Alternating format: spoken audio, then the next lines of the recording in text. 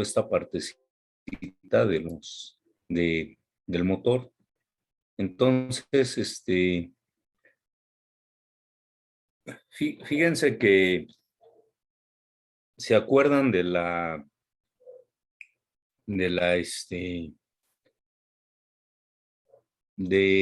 regla de la mano derecha y la regla de la mano izquierda de Wester.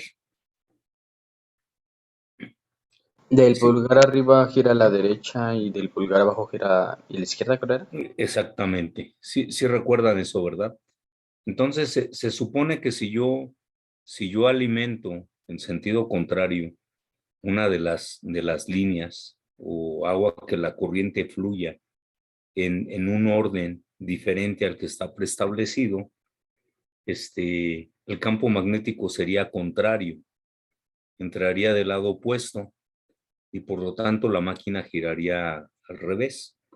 Entonces, en el caso de los motores de corriente directa,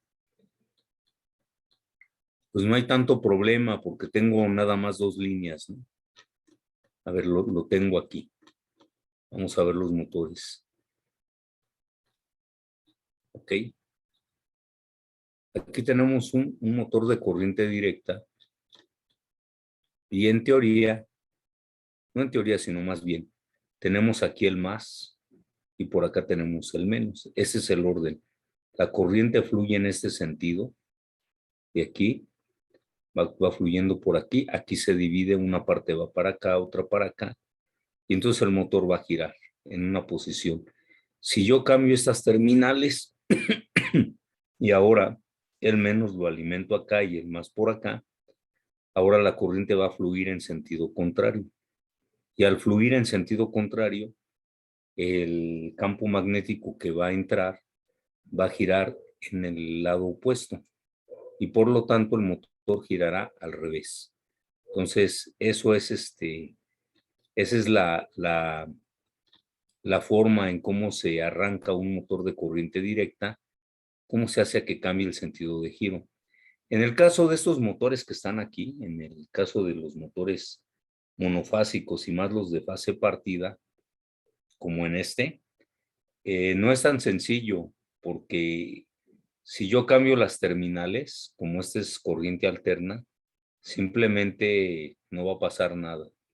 Para que cambie el sentido de giro, lo que tengo que hacer yo aquí es esta terminal que está aquí, conectarla acá, en este punto, y la que esté en este punto, conectarla acá. Es decir, que le tengo que cambiar el sentido o la conexión es al devanado de arranque. El devanado de arranque es el que va a definir hacia dónde gira. Si está en la misma línea que el devanado de trabajo, pues va a girar en el sentido de las manecillas del reloj. Pero si está conectado de manera inversa, entonces esto va a girar en sentido opuesto a las manecillas del reloj. Es decir, va a girar en reversa.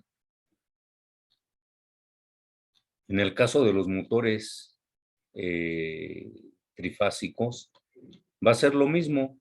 Con el simple hecho de que yo cambie una de las tres líneas de alimentación, con eso voy a alterar el con eso voy a alterar la dirección del campo magnético. Vamos a, vamos a ver aquí, vamos a ver un sistema de corriente trifásica, pero vamos a ver imágenes para que podamos ver con la imagen exactamente el cómo es que se da la inversión del sentido de giro. Sí, entonces, fíjense, esta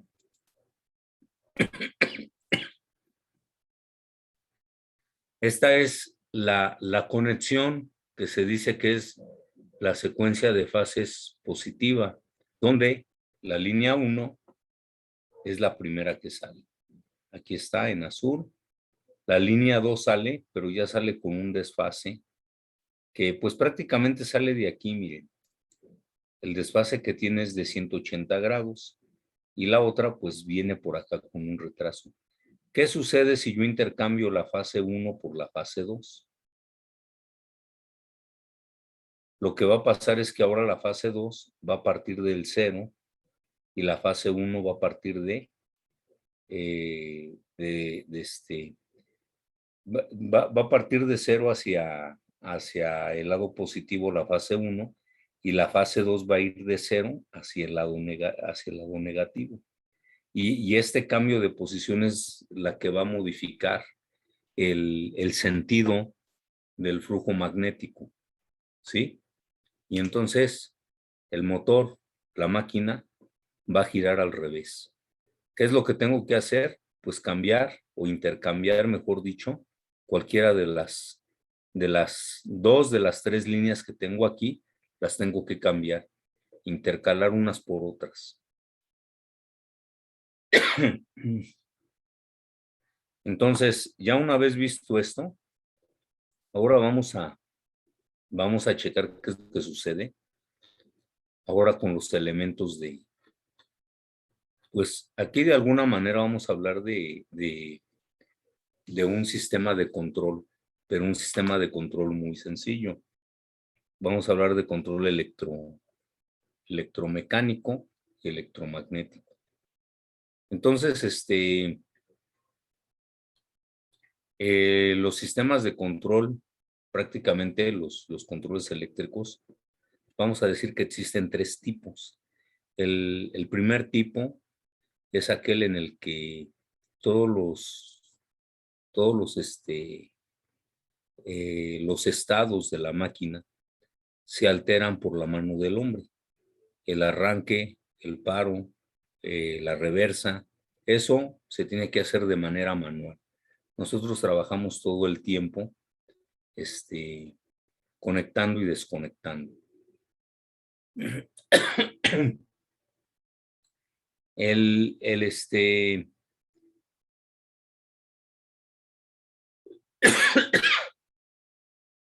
control semiautomático es un tipo de control en el que ya interviene un elemento que se conoce como arrancador electromagnético y nosotros lo vamos a controlar por vía remota.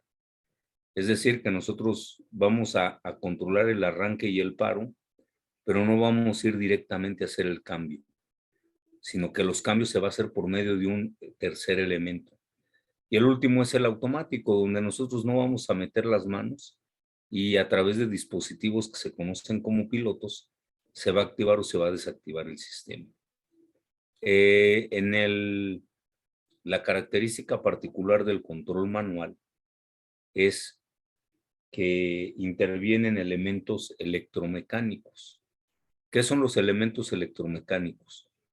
Los elementos electromecánicos son medios de conexión o de desconexión o de cambio de posición que se da por medio de un mecanismo, que en este caso es una palanca. Generalmente es una palanca, ¿no? Los famosos interruptores manuales.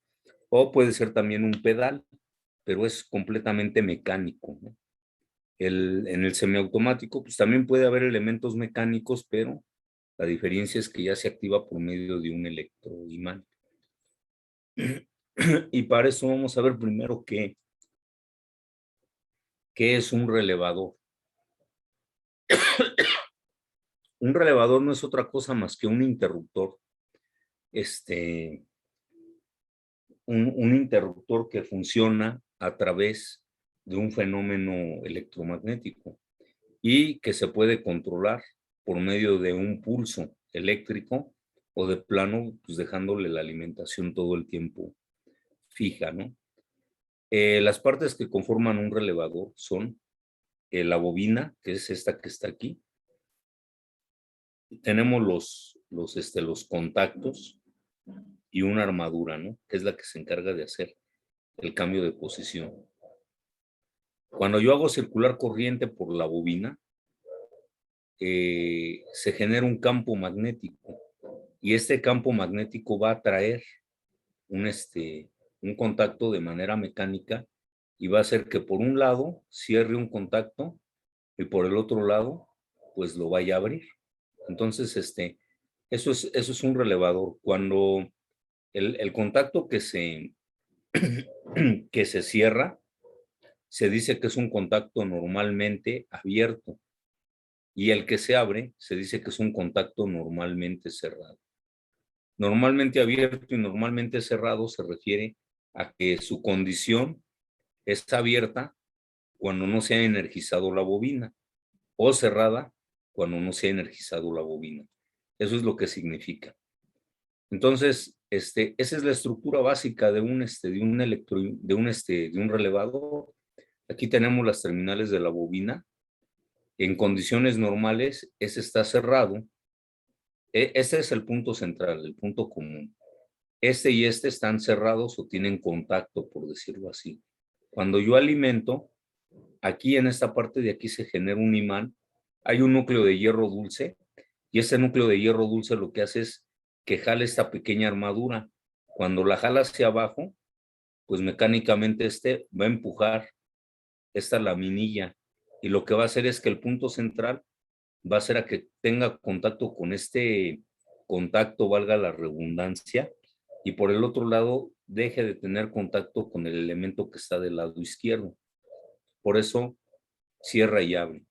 Cuando se desenergiza por la acción por la misma inercia, la misma mecánica que tiene regresa a su posición normal, ¿sí? Por eso es normalmente cerrado y es normalmente abierto.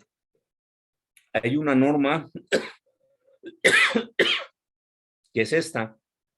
La bobina, en una norma NEMA, que es la norma americana, está representado por un circulito y las letras CR, que quiere decir Control Relay o relevador de control. En el sistema, en el sistema europeo o en la norma DIN, la bobina se presenta por un rectángulo con la letra K1 y tenemos la entrada A1 y la entrada A2, que son las terminales de la bobina. Los contactos están representados de esta manera y tienen unos numeritos. El primer número, el 1, el 2, el siguiente sería el 3 y luego el 4, indican el número de contacto que tiene el relevador. Y el número 3 y 4 indican el tipo de contacto. Es un contacto normalmente abierto. Y cuando el número es 1 y 2, ¿sí? 1 y 2, quiere decir que es un contacto normalmente cerrado. Entonces, eso es lo que significa. El contactor, para no hacer esto más largo, opera de la misma manera que el relevador. La diferencia está, primero, en que los contactos o la operación con la que trabajan los contactos, la corriente que soportan es más elevada. Se dice que este es un elemento de potencia. ¿De potencia por qué? Porque aquí yo puedo conectar a 220 y circular corrientes elevadas, que en el relevador no. Este relevador es para corrientes pequeñas. Los relevadores más grandes soportarán 5 caballos, 5 amperes, perdón. Estos aquí, pues no soportan 5, soportan mucho más, porque están diseñados para la potencia de la máquina. Entonces, la estructura del contacto es más robusta, es más fuerte, aunque la bobina se puede alimentar a niveles de voltaje tan bajos como 24, ¿no? Y pueden alimentarse en corriente alterna o en corriente directa. Aquí es importante entender que aquí que tenemos un aislamiento. ¿En qué sentido? En que la bobina puede trabajar hasta con corriente directa, pero los contactos están diseñados para trabajar en corriente alterna con niveles de voltaje de 220, 440 o más elevados, pero las corrientes son corrientes grandes. Y de ahí pues mutamos al arrancador, que el arrancador no es otra cosa más que el mismo contactor, nada más que ahora tiene integrada una protección termomagnética que se va a activar cuando hay una falla en el motor. Y estos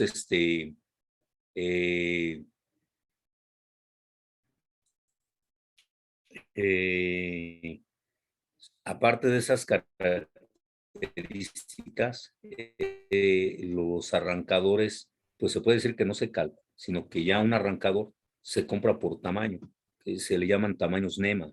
Entonces los tamaños NEMA les abarcan un rango poquito amplio, ¿no? Por ejemplo, no recuerdo si es el NEMA 0, que va de los 3 a los 5 caballos, pero ya está dado por caballos o por kilowatts. Entonces,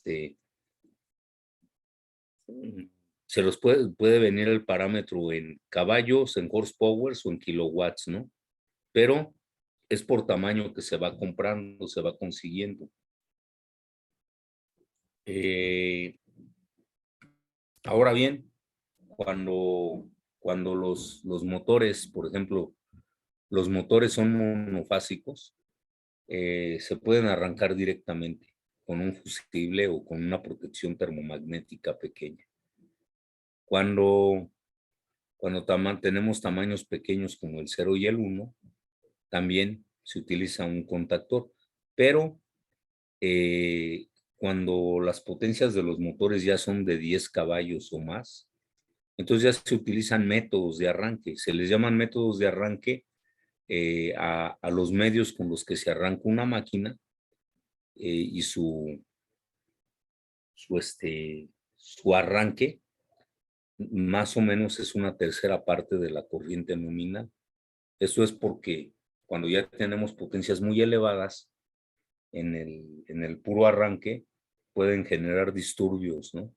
Disturbios eléctricos, variaciones de voltaje muy elevadas que pueden dañar las máquinas y las instalaciones.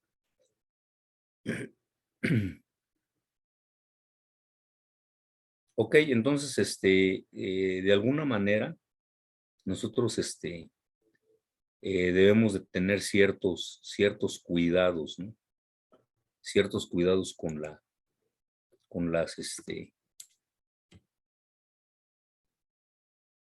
debemos de tener ciertos cuidados con básicamente con los parámetros que vamos a utilizar. Entonces, es importante aquí que se vean pues prácticamente que se vean las características, los datos de placa, para que de acuerdo a esas características y datos de placa se pueda aplicar de manera eficiente el elemento que se va a utilizar. Aquí tenemos una serie de símbolos que son ya directamente para el control de los motores, control electromecánico. Tenemos un botón pulsador normalmente abierto, normalmente cerrado, que volvemos a lo mismo. Estos son abiertos y cerrados porque mientras yo no lo presione, va a estar abierto y mientras yo no lo presione, va a estar cerrado. Contactos normalmente abiertos y contactos normalmente cerrados. La diferencia entre y es que estos los controla una bobina, ¿verdad? Estos interruptores de límite, esos son interruptores mecánicos que cuando son golpeados o son activados por algún elemento mecánico, valga la redundancia, se abren o se cierran según sea el caso. Estos son de tiempo. Cuando se energiza una bobina, después de un tiempo el contacto se va a cerrar o se va a abrir. Estos son a la desenergización. Se energiza la bobina y cuando ésta se desenergiza, un tiempo después se va a activar uno, se va a activar el otro.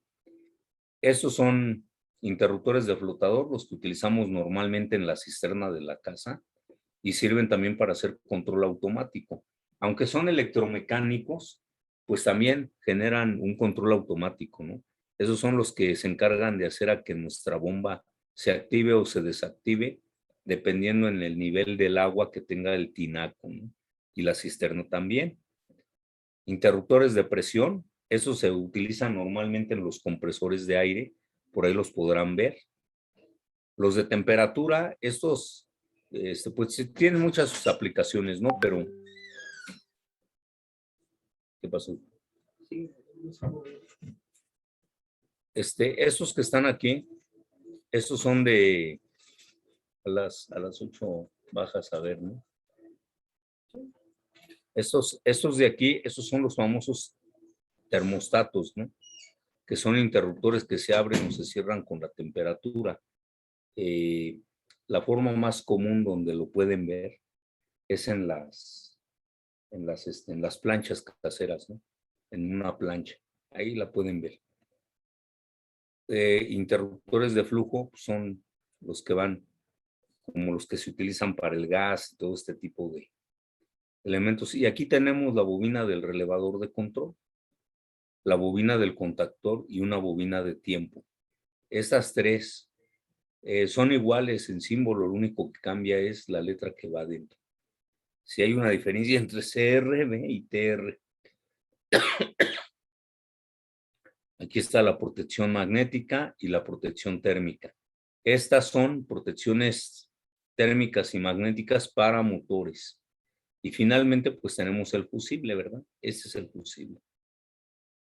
Entonces, de ahí vamos a tener nuestro primer diagrama, que es el famoso diagrama de escalera. Se le llama diagrama de escalera porque para su construcción se trazan dos líneas verticales, que son estas, y luego el sistema de control se va haciendo en forma horizontal a manera de escalones. Aquí tenemos el sistema de control tradicional para el arranque y paro de un motor. Tenemos la línea y tenemos el neutro. Por aquí fluye la corriente eléctrica. Llega a este punto y está el circuito abierto y aquí abajo también está el circuito abierto. Cuando yo presiono el botón, la corriente fluye por aquí, energiza la bobina. Esta es una protección de sobrecarga. Y entonces cuando se energiza, y yo suelto este botón, este contacto que está aquí está ligado con esta bobina. Por lo tanto, se va a energizar y entonces va a mantener el circuito cerrado. En la norma DIN, pues sería esto, ¿no? Y es exactamente lo mismo. Por aquí fluye la corriente, aquí está abierta y esta es la bobina. Cuando yo presiono el botón, la corriente fluye por aquí, se energiza la bobina cierra el contacto y cuando cierra el contacto y suelto la corriente pasa por aquí, pero va a fluir por acá. ¿Sí? ¿Dudas, muchachos? ¿Preguntas? No, profe. No, profe. Ok, y entonces bueno, es que este ya es el diagrama de arranque para los reversa. A ver, denme un momento.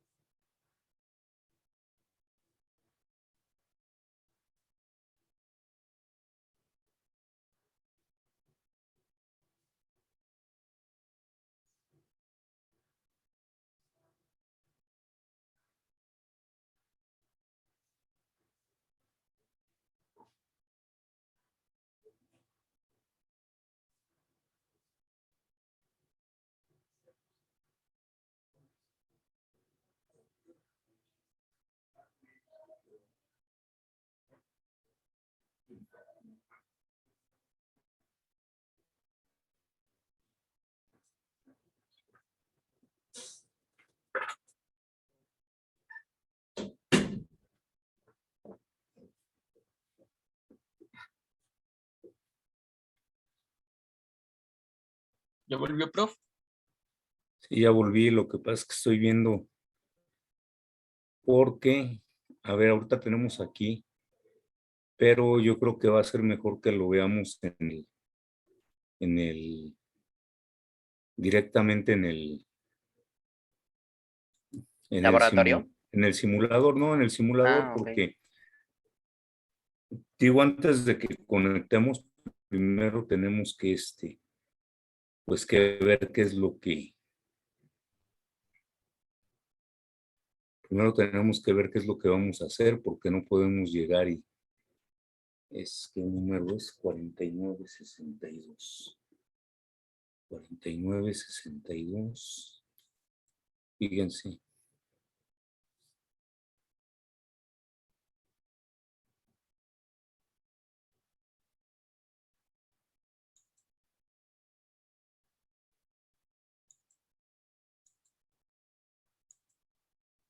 Entonces, fíjense lo que vamos a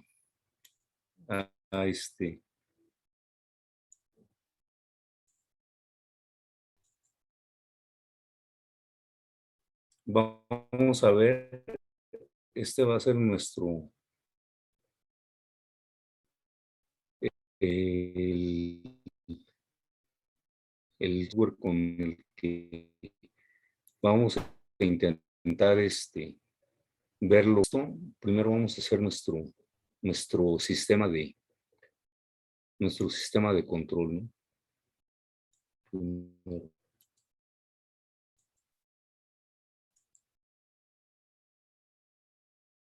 Primero nuestro botón de paro, el botón de arranque y vamos a tener un contacto.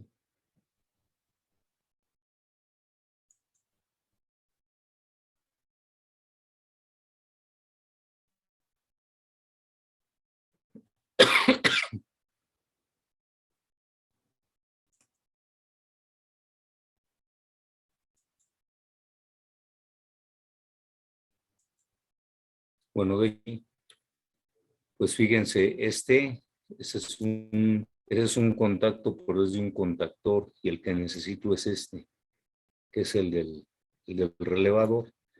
Y luego aquí me hace falta también poner la bobina, ¿no? Bobina. Porque pues resulta que este software solamente maneja el sistema europeo, ¿no? Y pues vamos a suponer que que es un sistema monofásico.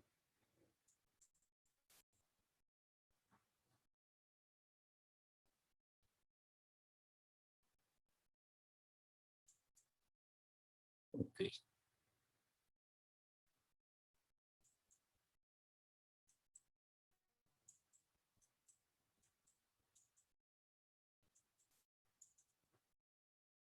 Vamos a ver si podemos, creo que no se puede.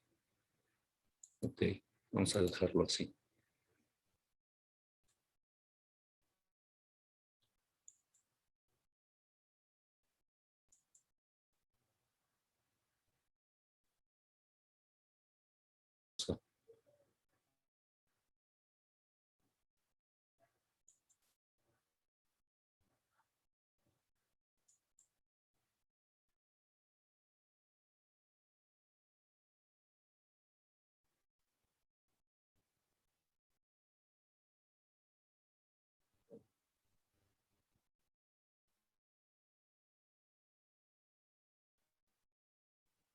Ok, entonces vamos a conectar ¿Esos son los conductores, profe? aquí.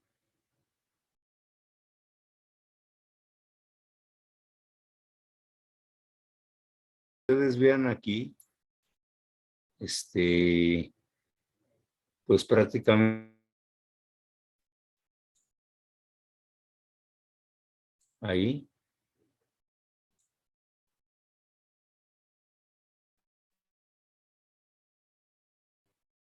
Aquí es donde vamos a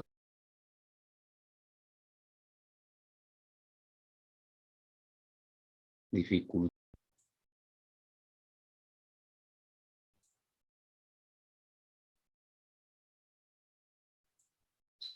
¿Sí? Bueno, es que este parece que este no se conectó. A ver, vamos a...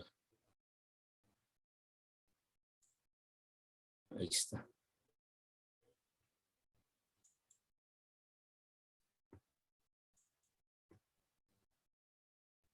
Ahí está. Y entonces ahora vamos a conectar el...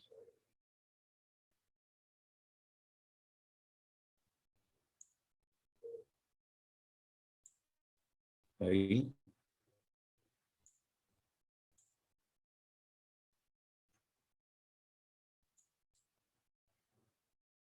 Vamos a ver si ahí ya...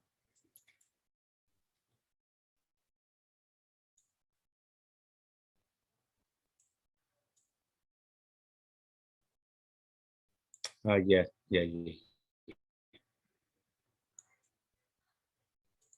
Perdón, es...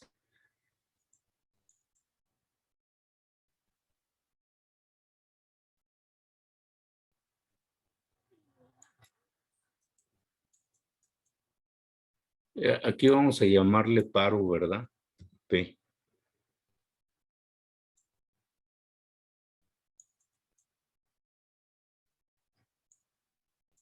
Aquí vamos a llamarle A.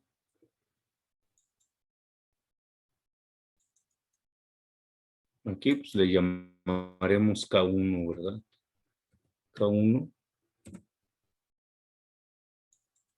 Y aquí también le vamos a tener que llamar K1.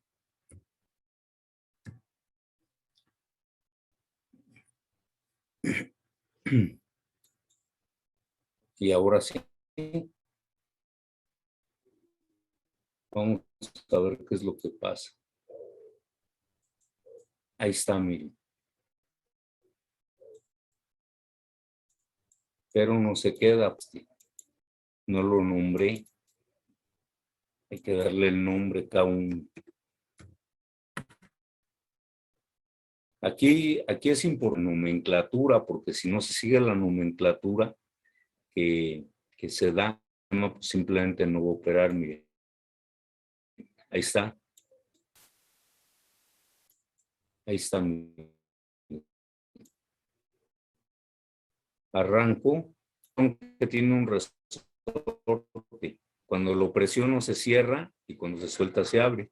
Entonces la corriente en este caso está circulando por aquí.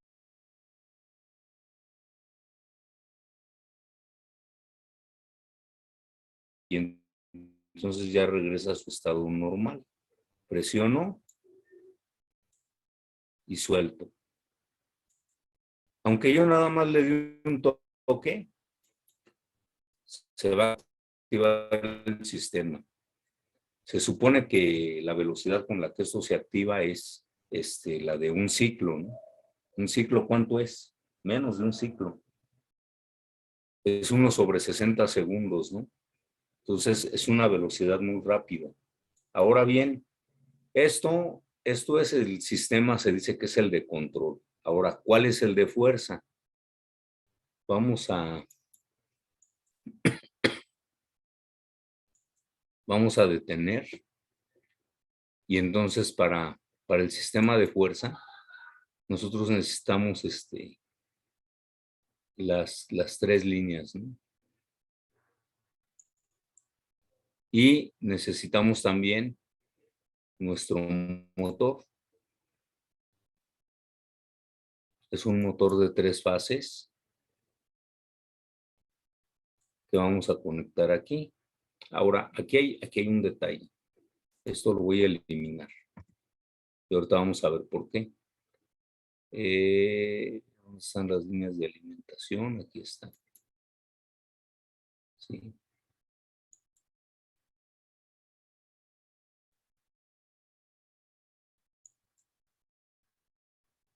Y después de estas líneas de alimentación, aquí hay una protección que vamos a utilizar en nuestro diagrama. Vamos a ver.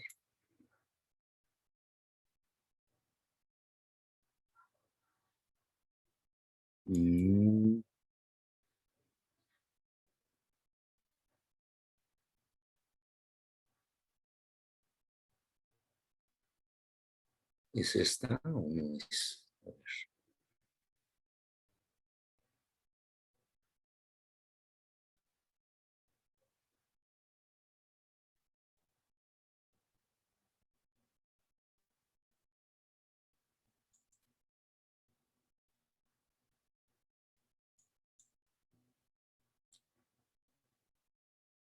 Ok.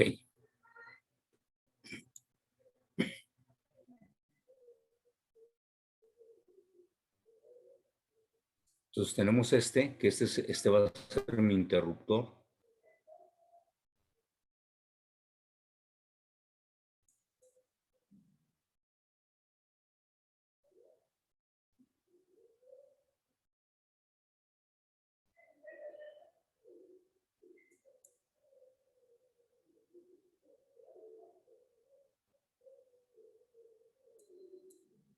Ese es mi juego de contactos, esa es mi protección y esa es mi línea de alimentación. Entonces, voy a alimentar y aquí, pues bueno, va a ser un poco, ahí está, luego de aquí a aquí y luego de aquí hasta acá. Y me falta ¿verdad?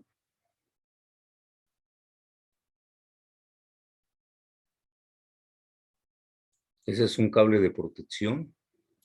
Lo voy a conectar de aquí hasta acá. ¿Ese es el de fuerza, profe?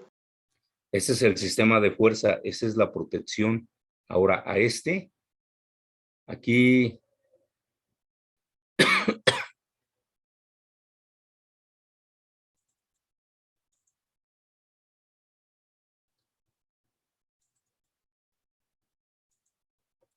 aquí vamos a llamarle K1, que en realidad tendría que haber sido KM1, ¿sí? Y entonces vamos a simularlo. Primero, pues voy a cerrar porque esa es la protección, y luego voy a activar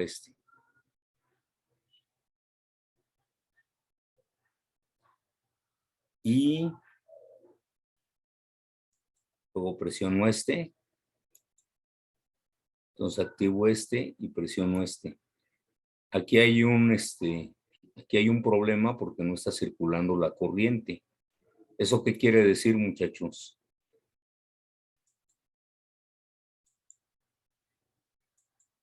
Quiere decir que en alguno de estos puntos no hay contacto. A ver, vamos a ver.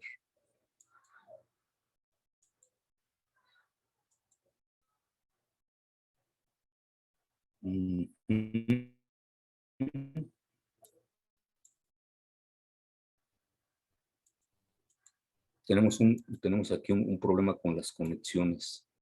Hay que eliminarlas.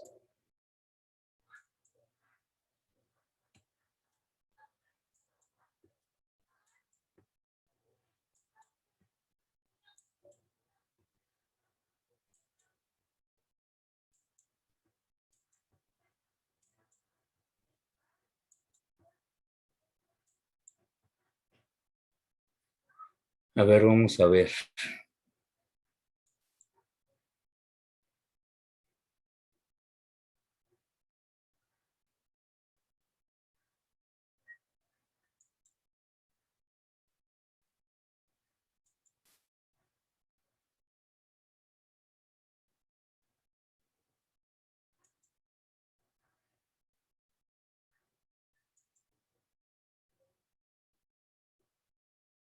Contactor.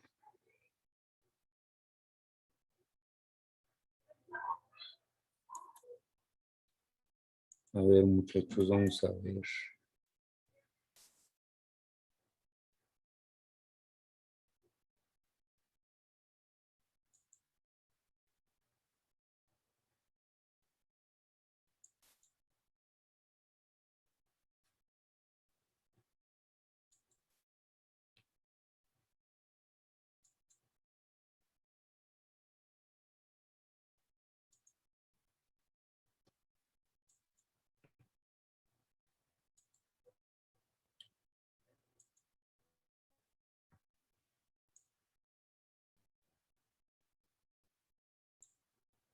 Ok, entonces ese es un disyuntor.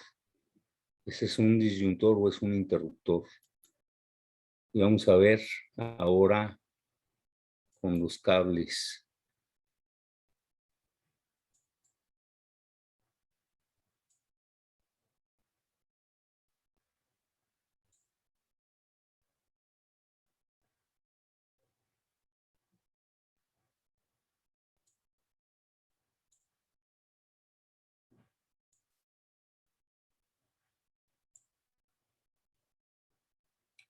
A ver, esperemos que no esté abierto ningún elemento.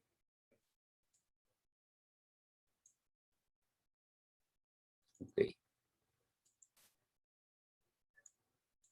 Ahí está, miren. Ya está. Ahí me está indicando que está girando. Y aquí me está indicando que está parando. Esto que está aquí conectado, todo esto que está aquí, esa es la protección, muchachos. Esa es la protección termomagnética del motor. Nada más que en el sistema americano se coloca antes. En el sistema europeo se coloca por aquí abajo. Entonces, aunque aquí esté cerrado, si la protección ya se activó, entonces no me va a dejar. Mientras esté activa la protección, el motor no va a moverse, ¿no? Y pues restablezco y ahí está el sistema. Entonces, así es como se ve en el simulador propiamente, ¿sí? Presiono y inhabilito. Esa es la conexión a tierra, esta que está aquí, la famosa protección. Y esas son las conexiones.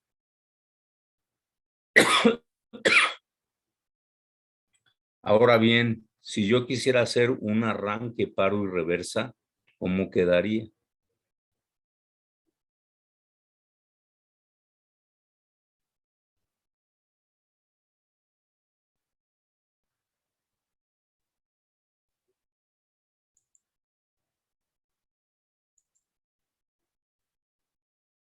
¿Cómo quedaría, muchachos, el arranque, paro y reversa?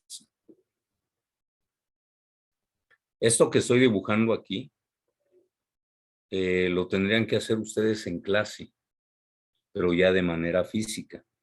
Ahora, estas líneas, cada una de estas líneas que ustedes ven aquí, no es otra cosa más que un cable.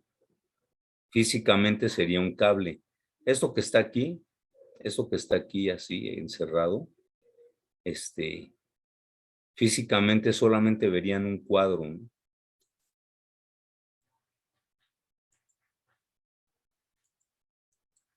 Vamos a ver si hay una descripción. A ver aquí. Vamos a abrirlo.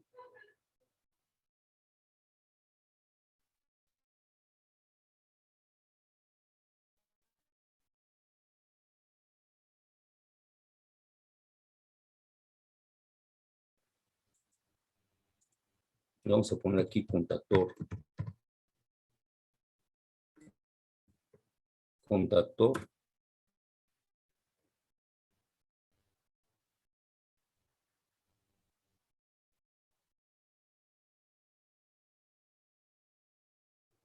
Y vamos a ver las imágenes de los contactores.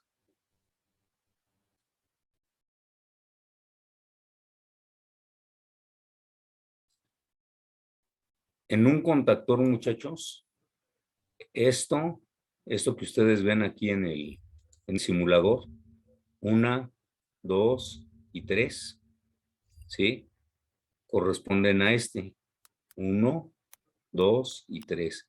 Ya son las 3 entradas. La entrada 1, la entrada 2 y la entrada 3. Salida 1, salida 2 y salida 3. Ok, la canción. Es entrada 1, 2 y 3. Y tiene el número 1, 3 y 5. 1, 3 y 5. O línea 1, línea 2 y línea 3. Y abajo tiene el 2, el 4 y el 6. Entonces, aquí abajo está el 2, el 4 y el 6. ¿Sí? ¿Sí se dieron cuenta? Sí, profe. Ahora, fíjense en otro detalle. Aquí tiene el 13 y el 14, que es el NO. Entonces, si nosotros tuviéramos aquí nuestro diagrama, ese es el 13 y este es el 14. ¿Ya los vieron? Estos, pues tienen el 13 y el 14, aunque en realidad estos no sería necesario que se numeren así. Si los queremos numerar, este es el 1 y este sería el 2. Esa sería su nomenclatura. Y de simplemente sería el número 3 y el número 4. Si ustedes lo ven, y este sí sería A1 y A2. Fíjense. Creo que no se ve. Ahora vamos a ver.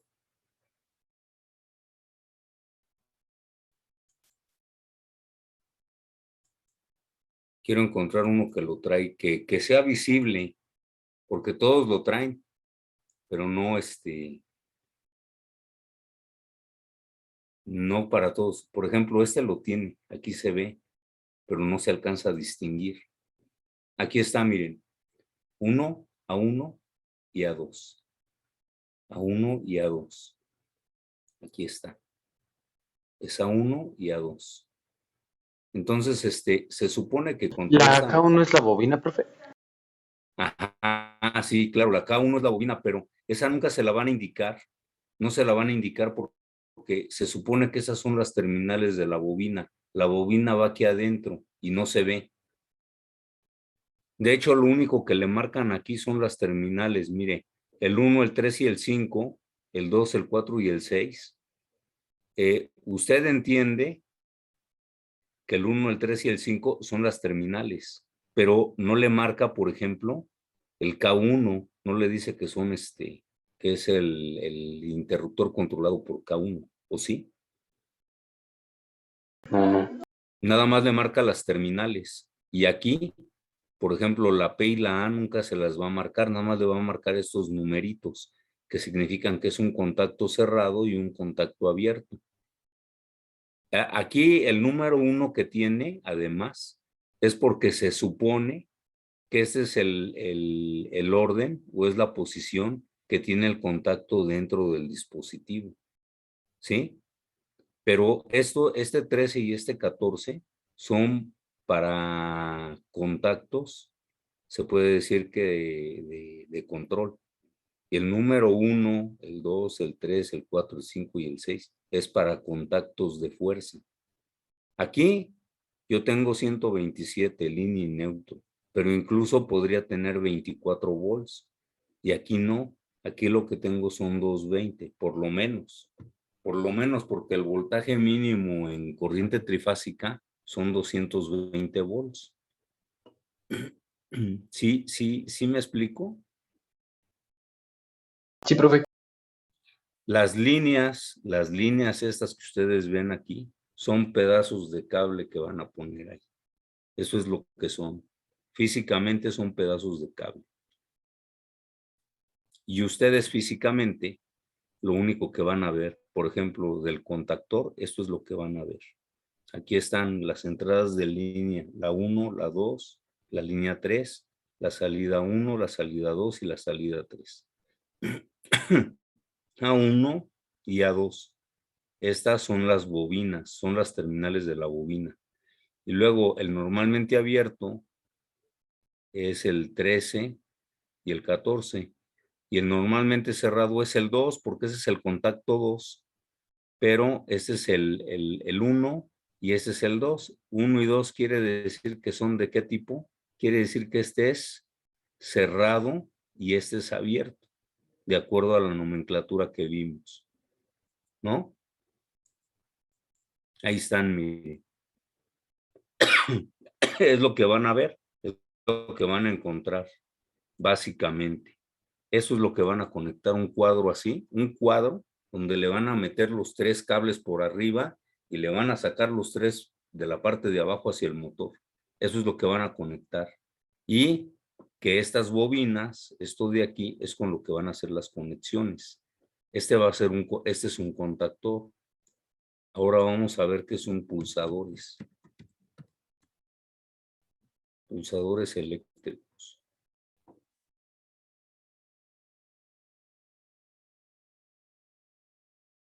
Son estos.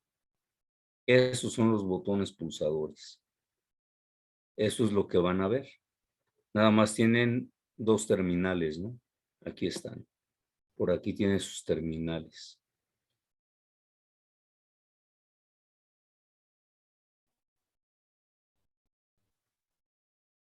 Esos son los pulsadores, muchachos. Es lo que van a utilizar.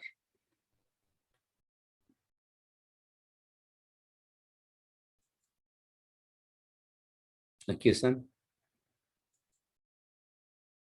Aquí abajo es donde se conecta. Igual, tienen una entrada y tienen unos planos, pues sí, ven toda la estructura, pero realmente lo que conectan ustedes son estas terminales que están aquí abajo. No van a hacer más. ¿Sí? Sí, profe. Ok, entonces, esto que tentativamente veríamos eso, como tarea, muchachos, no se los voy a dejar como asignación, pero sí como tarea, quiero quiero que por favor intenten hacer el diagrama para el arranque, paro y reversa. Inténtenlo así en papel, inténtenlo. Y la idea, ¿cuál es? La idea es de que ustedes lo vean y luego cuando nos presentemos aquí, yo les haga el dibujo y vean en qué se equivocaron, si es que se equivocaron.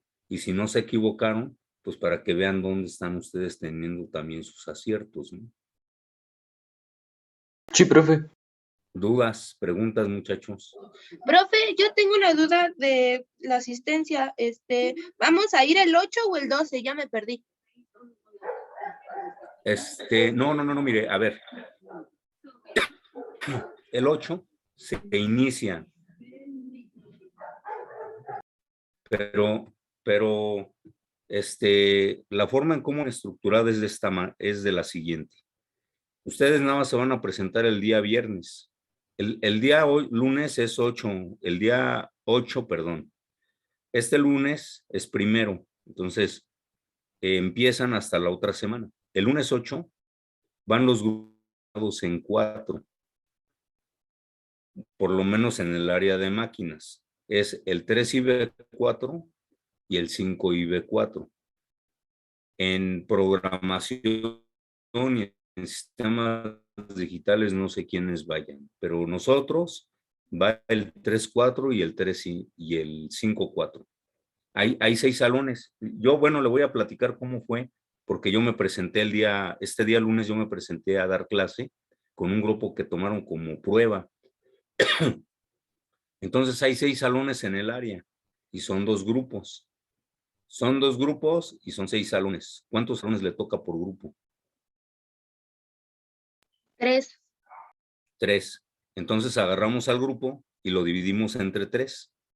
Estaba el profesor titular y bueno, en este caso el otro profesor auxiliar, yo soy el auxiliar y otro profesor era el auxiliar, pero como el otro tiene por ahí algunos problemas de salud, el otro profesor no se presentó, entonces nos presentamos los dos y entre los dos atendimos al grupo. Entonces, ¿qué es lo que va a pasar? Que el día de la práctica nos vamos a presentar los 3 profesores y vamos a dividir el salón en 3. Entonces, por eso les voy a dar el próximo viernes, les voy a dar las instrucciones de lo que vamos a hacer en la práctica.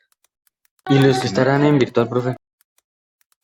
Uy, ahí sí ya me está usted poniendo una pequeña complicación. Problema.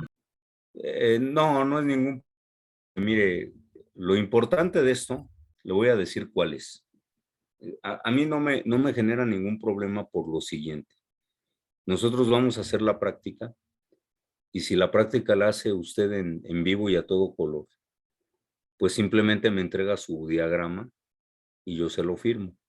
El diagrama de cómo lo está haciendo. Si usted lo va a hacer en forma virtual, entonces va a ser exactamente lo mismo, pero no lo va a poder comprobar. Entonces, las personas que hagan el trabajo de manera virtual van a tener, voy a buscar la forma de darles el software del CAD-Simo y entonces van a hacer la simulación y eso me lo van a presentar, lo van a subir en la asignación.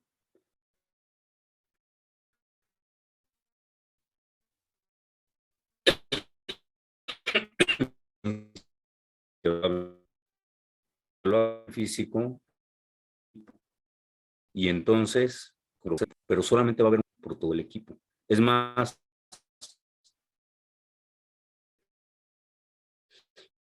ya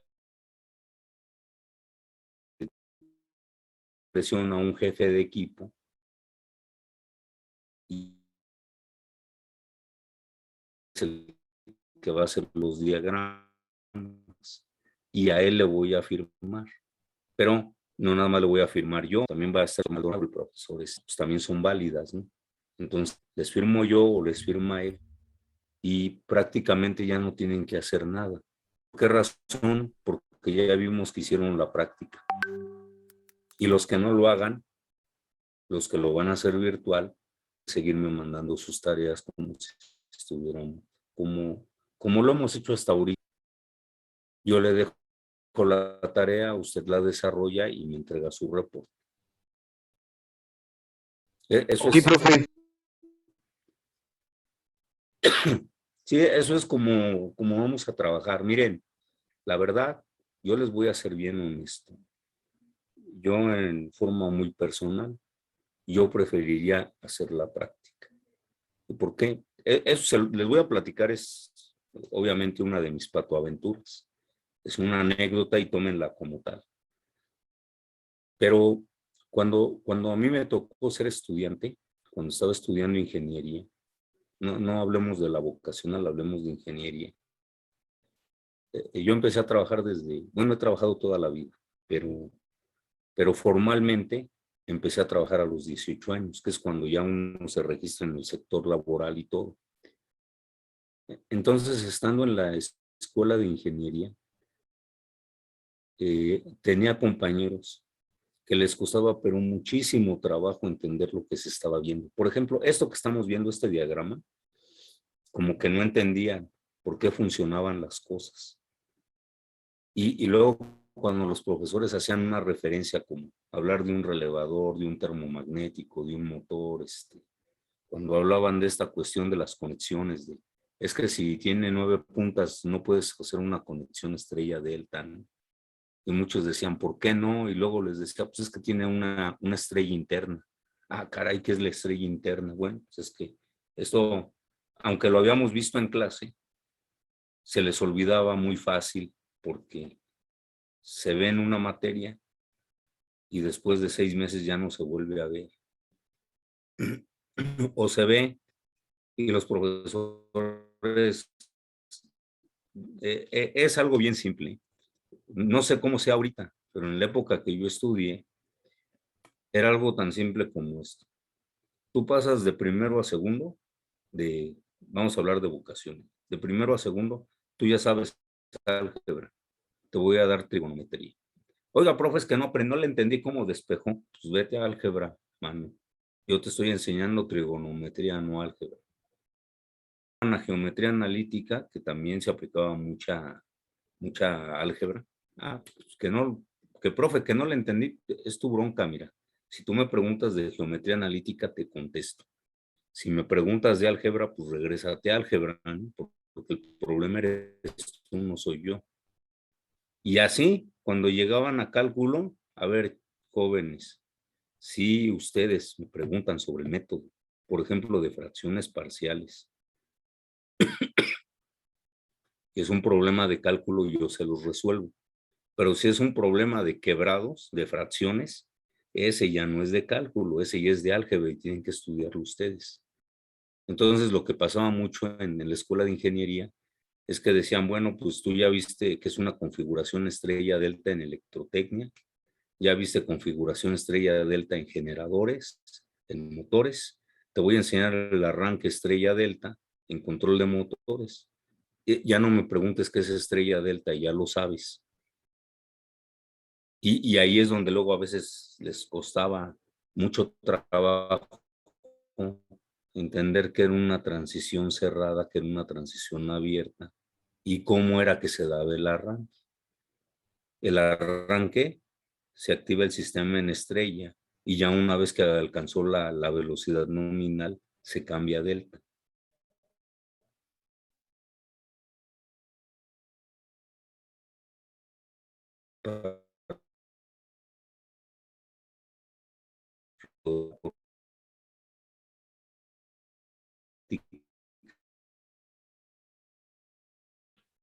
Se convierte en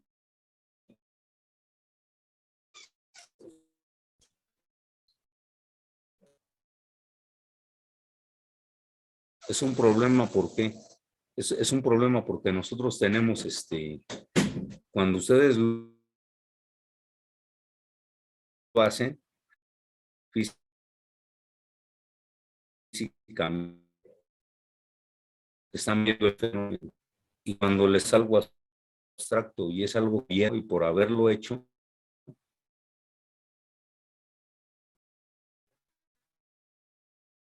poquito más de cómo se mueven las cosas.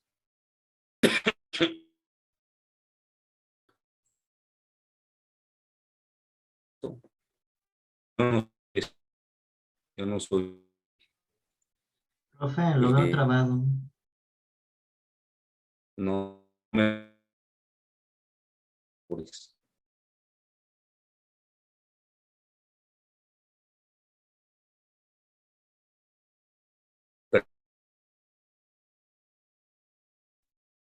Creo que lo saqué. Internet, chicos. Ahorita un momentito y ahorita ya regreso.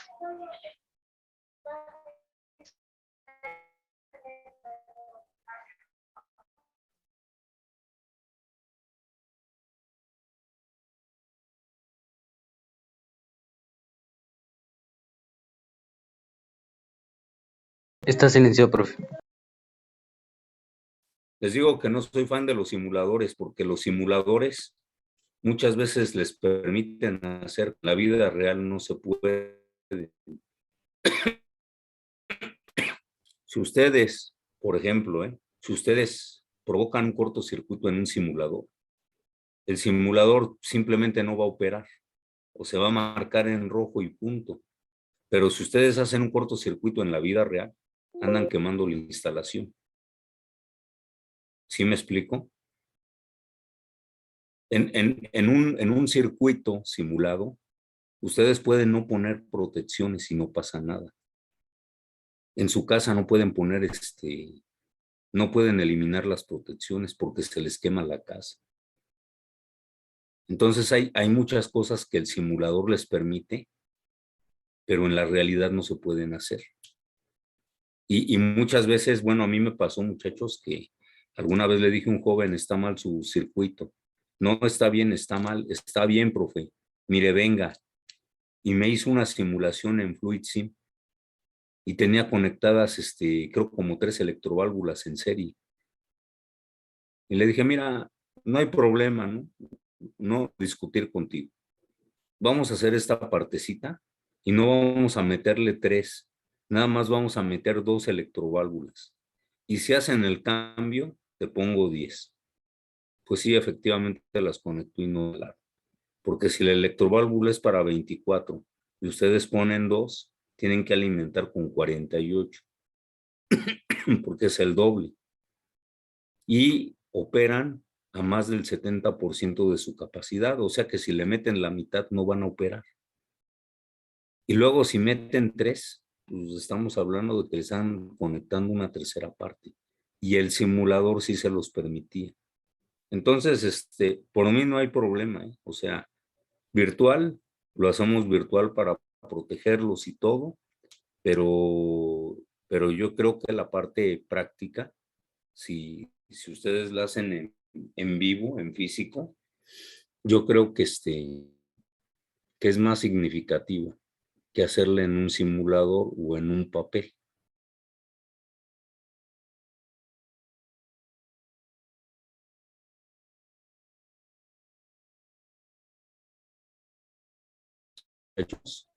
Pues no hay problema, yo no sé ni siquiera cuántos van a estar en forma total,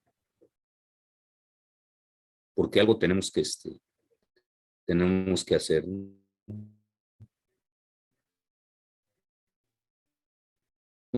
No sé si tengan más dudas, muchachos. Profe, se escucha un poco trabado. Pues si ya no hay más dudas, muchachos, día miércoles. Lo único que estoy diciendo es que si ya no tienen dudas, nos retiramos, muchachos, que nos vemos la próxima semana. ¿Sí me escuchan? Sale, profe, Sí, sí, profe, ya está se escucha. Más o menos, pero es que